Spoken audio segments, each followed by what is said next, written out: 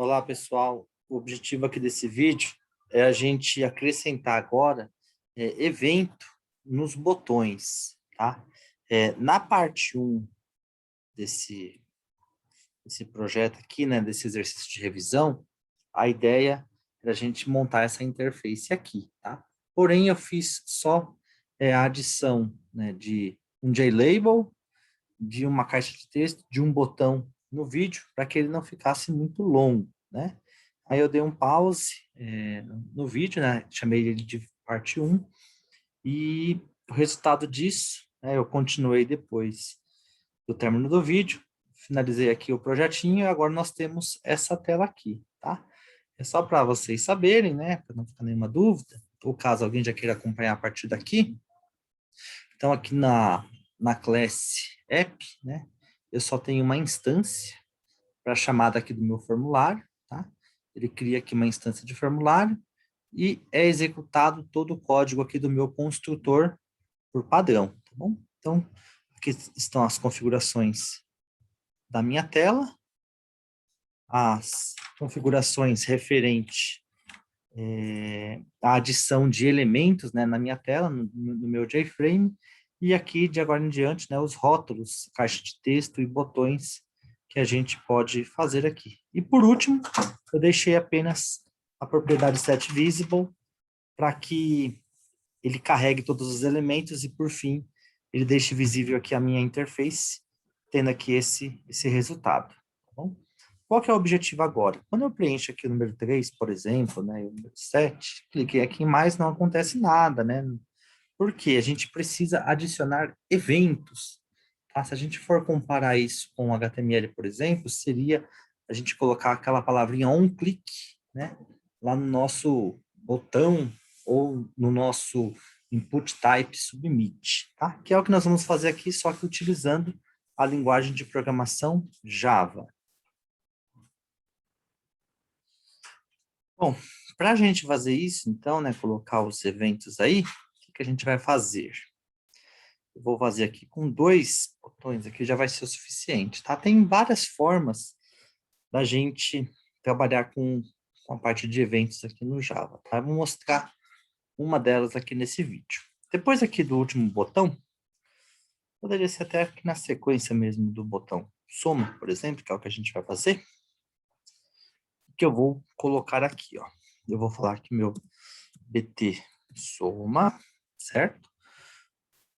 No Java, né, a gente trabalha bastante com a questão de atributos e métodos. Se eu colocar o ponto aqui, eu vou ter acesso a todos os atributos e métodos deste meu objeto, que é do tipo JButton, tá? Um dos métodos é o add action listener, tá? É esse carinha aqui que nós vamos utilizar. Isso quer dizer que eu vou colocar um ouvinte, né, de ação, ou seja, eu quero colocar um evento. E aqui eu vou colocar new action listener, né? Esse new action listener que eu vou adicionar agora aqui, ele é uma interface, tá? Vocês vão ver que ele já vai trazer para a gente um método, que é o método action performance. Se eu não estivesse usando o Eclipse, eu teria que fazer toda essa estrutura aqui, né, de cabeça, ou ter o código anotado em algum local para poder copiar, tá?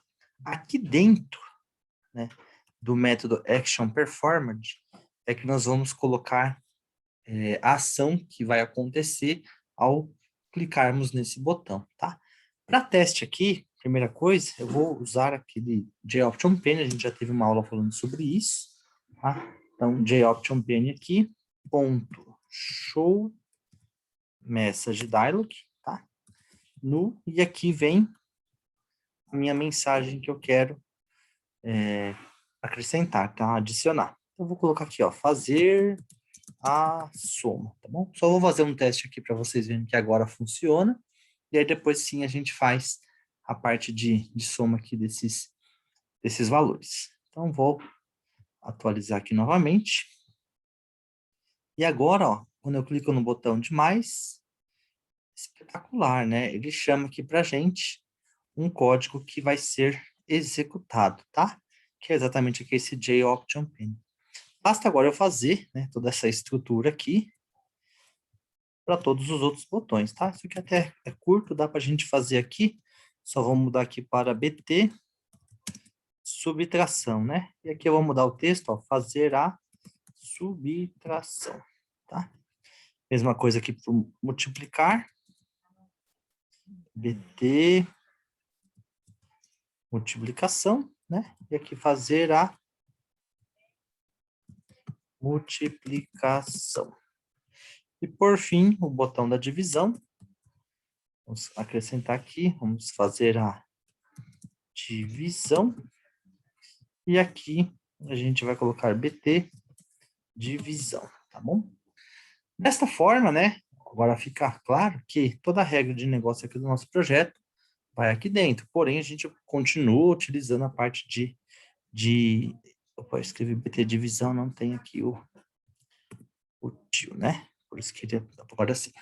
Apareceu erro. Então, toda a parte lógica, né, a gente coloca dentro aqui do método, né, do Action Performance, e a gente continua usando a parte de orientação objeto. Eu posso criar uma instância aqui dentro, né, criar atributos, int_al, pode funcionar normal. Se eu colocar um sysout também vai funcionar, só que agora o sysout não faz mais sentido porque estamos trabalhando com a parte de interface gráfica, tá? Deixa eu retornar aqui de Option Pane só para a gente testar essa aplicação aqui de verdade. Então, vou dar o play aqui novamente. Agora, se eu clico no mais, ó, fazer a soma, fazer a subtração, tá? Fazer a multiplicação e fazer a divisão. Muito bem, está tudo funcionando aqui. Agora, eu quero, obviamente, que quando eu preencher aqui o 10 e colocar, por exemplo, mais 2, se eu clicar em soma, né, tem que aparecer o total aqui de 10 mais 2, tem que aparecer para a gente a mensagem 12. Como que a gente vai fazer isto? Então, vamos a algumas observações. Vamos aqui para o evento de soma. No evento aqui de soma, o que eu vou fazer? Olha só que interessante, ó. Pode ser do tipo int, né, ou do tipo double. Se a gente quiser garantir que as pessoas podem colocar valores, né, com casos decimais, a gente tem que usar o double, tá? Que eu vou colocar o int só para teste. Então, o int aqui eu vou chamar de n1, vai receber o quê? Aí, olha só, eu tenho meu tx no 1. Para eu pegar o texto, né, ou seja, para eu recuperar o texto, opa, aqui que tá, porque aqui tá errado agora. Deixa eu apagar, comentar isso daqui, ainda não está funcionando. Para eu pegar o texto, olha só que interessante. Eu não tenho aqui uma caixa de texto, né? Eu digito aqui o valor 10, por exemplo, o valor 5, né? 5, qualquer outro número. Se eu quiser obter o valor dessa caixa de texto, tá? A gente pode utilizar a parte de encapsulamento, que nós já vimos, tá bom? Na verdade, a gente já até está usando aqui uma parte, né, nos rótulos, por exemplo. A gente tem aqui, ó, o método setText, que é o quê? Para a gente atribuir um valor a alguma coisa. O setText aqui do JLabel é para a gente atribuir um valor para o meu rótulo. Na caixa de texto, nós também temos o setText e também temos o getText. O getText é o que vai fazer a gente recuperar o valor, tá? Resumindo, né, a gente tem aqui o int com o atributo aqui n1, vai receber aqui, ó, o tx número 1, ponto, get, text, tá? Muito bem, por que ele deu erro aqui? Ah, tá. Era o que eu não queria fazer agora.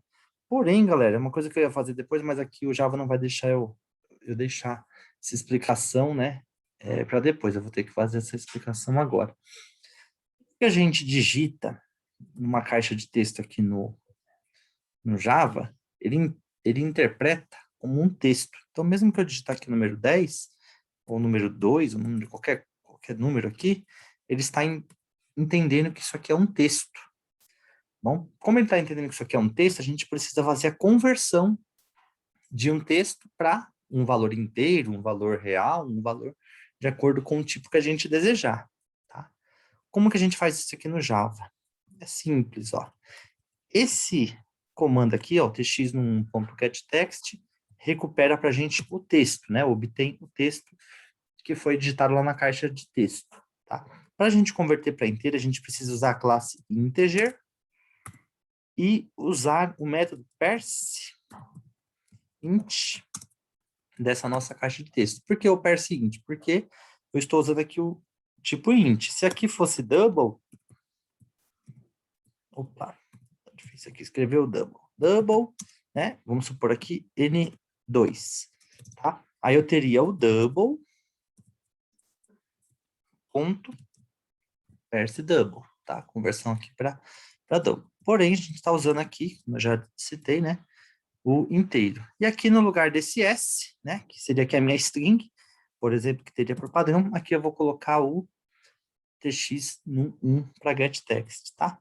E agora, o que eu posso fazer? Ó? Faço a mesma coisa, só que para minha variável 2, com a caixa de texto tx número 2, tá? Posso criar aqui, só para ficar mais fácil, né? Ou mais legível aqui, uma int soma, que vai receber o quê? N1 mais N2. Ponto e vírgula, e aí nós teremos o quê? Vamos colocar aqui um texto bonitinho agora, ó. Total da soma, 2 pontos, e aí eu coloco aqui a minha variável soma. Vamos ver se é só isso aqui. Vamos ver. Muito bem, ó. 2, vamos colocar aqui o 8, 2 mais 8, tem que dar 10. Total da soma, 10, olha só que espetacular, hein? Ó, 20. E vamos colocar aqui 5. 20 mais 5 dá 25. Muito bem. Então, é assim que a gente trabalha com a parte de eventos, né? Acredito que tenha ficado claro aí para vocês que toda a parte lógica vai aqui dentro, né? A gente só tem que se atentar que, quando a gente trabalha com interface gráfica, os objetos, cada um dos objetos, eles retornam para a gente, né, os valores, né, ou os dados em um tipo específico. Dependendo desse valor, né, desse tipo específico que for retornado, a gente vai ter que fazer a conversão, tá bom? Para fazer aqui o restante dos cálculos, né, a gente pode usar aqui um Ctrl+C, Ctrl+V, tá? Vamos deixar assim, aí aqui, vamos colocar aqui sub, né, e aqui mudar o sinalzinho, tá bom? Tem como a gente deixar isso aqui mais curto, mas só para teste aqui, né? Nosso primeiro exemplo vai ficar assim e vocês podem melhorar com a lógica de vocês. Essa é a ideia, tá? Subtração, opa, aqui eu chamei de sub, né? Então não existe a variável, né? O atributo aqui. Subtração. Vou fazer só mais esse.